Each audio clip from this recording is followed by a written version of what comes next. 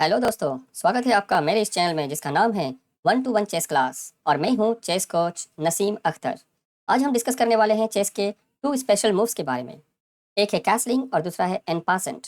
Castling वो special move है जो गेम में हम सिर्फ एक ही बार कर सकते हैं और वो भी सिर्फ किंग और रुक के साथ। किंग और रुक के बीच में ये जगह खाली होना चाहिए, यानी बीच के आपको सारे कॉइन्स निकालने होंगे और फिर आप किंग और रुक के साथ कैसलिंग कर सकते हैं। कैसलिंग में किंग 2 बॉक्स जाता है और रुक जंप करके दूसरी साइड आता है। यह है कैसलिंग। अगर हम चाहें तो दूसरे रुक यानी कि ये वाले रुक के साथ भी कैसलिंग कर सकते हैं, इसे लॉन्ग कैसलिंग कहेंगे। सो लॉन्ग कैसलिंग भी क्या होगा कि किंग 2 बॉक्स जाएगा और रुक जंप करके दूसरी साइड आएगा। यह है लॉन्ग कैसलिंग। ब्लैक का शॉर्ट कैसल ये होगा, और या फिर ब्लैक लॉन्ग कैसलिंग करना चाहेगा तो इस तरह से होगा। हम कैसलिंग करते हैं किंग को सेफ जगह पर रखने के लिए, अपनी किंग को कवर करके सेफ रखना चाहते हैं, इसलिए कैसलिंग किया जाता है। कैसलिंग के सर्टेन कंडीशन होते हैं, जैसा अब मैं आपको एग्जांपल में दिखा रहा हूँ। यहाँ पर वाइट प्लेयर कैसलिंग कर सकता है, शॉर्ट कैसलिंग भी कर सकता है और चाहे तो लॉन्ग कैसलिंग भी कर सकता है। लेकिन ब्लैक के साथ ऐसा नहीं है।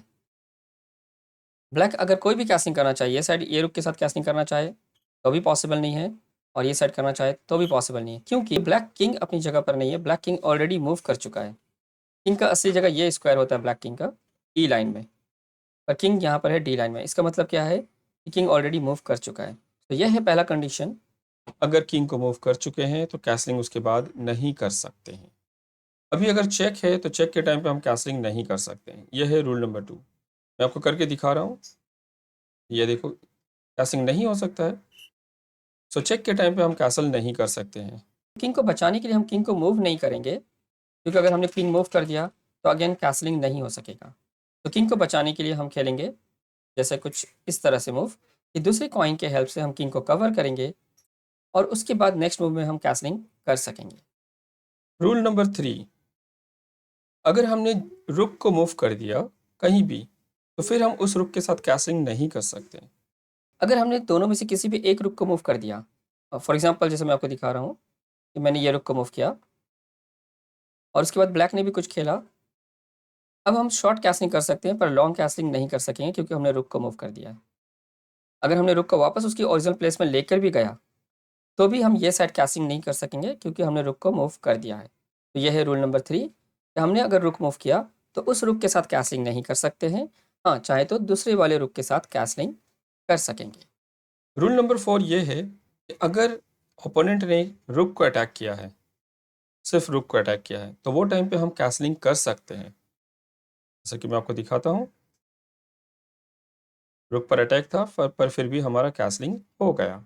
रूल नंबर 5, रूल नंबर 5 ये है कि हमें जिस तरफ भी कैसलिंग करना है उस तरफ के दोनों बॉक्स, दोनों स्क्वायर सेफ होने चाहिए। क्योंकि किंग को 2 बॉक्स चलना है, तो इसलिए किंग की जो ये दोनों बॉक्स जहाँ उसे चलना होता है वो दोनों बॉक्स सेफ होने ही चाहिए।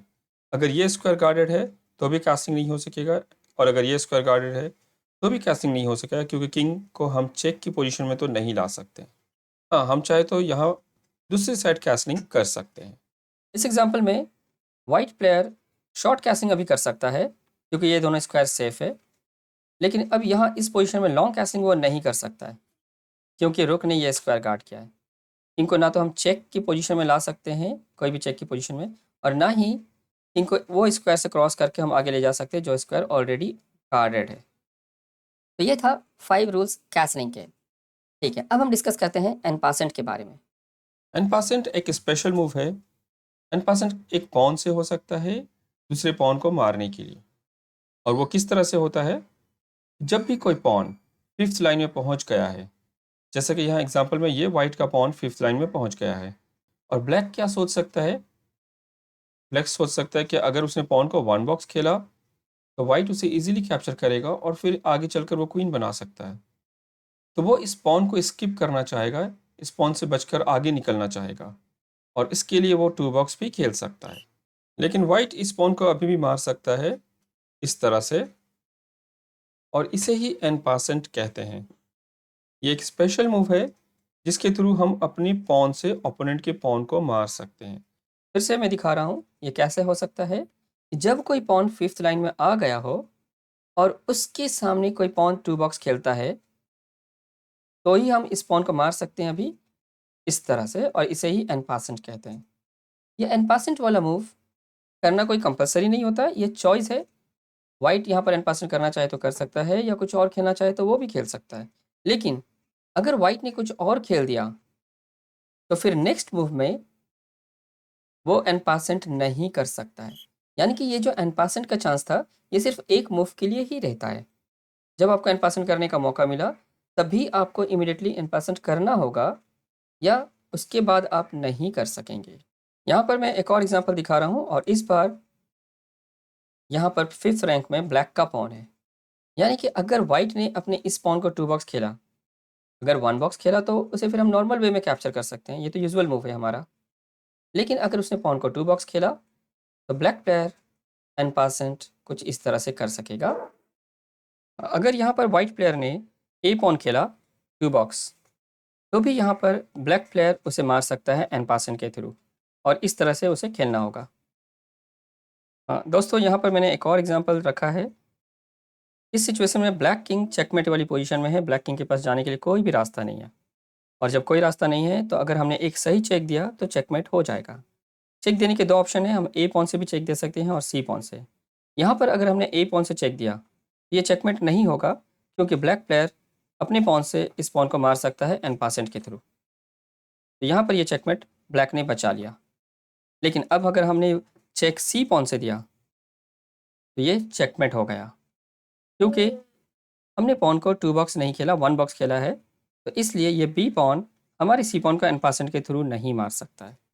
तो दोस्तों ये था स्पेशल मूव एन पासेंट। अगर आपको ये वीडियो पसंद आया है तो प्लीज़ इसे लाइक, शेयर और सब्सक्राइब करें, और हम मिलते हैं अगले वीडियो में एक नए चैप्टर के साथ। Thank you.